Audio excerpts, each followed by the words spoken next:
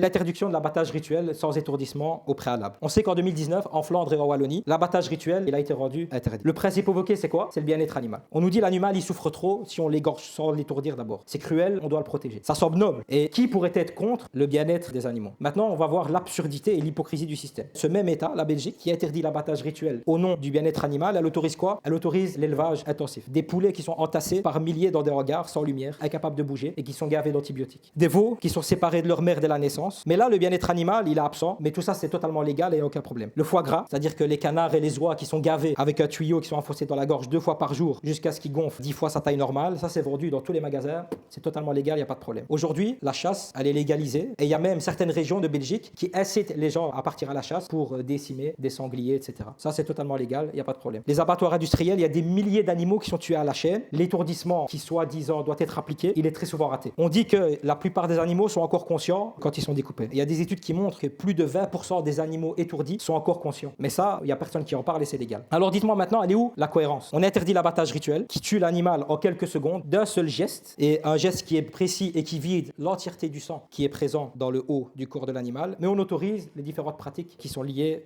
à l'industrie. Donc, vous voyez le problème. C'est pas juste un problème lié à la question du bien-être animal. Si c'était vraiment le cas, on aurait commencé par interdire l'élevage intensif dans les différentes fermes, le foie gras et les abattages industriels. Mais non, on a décidé de cibler uniquement les pratiques religieuses des musulmans.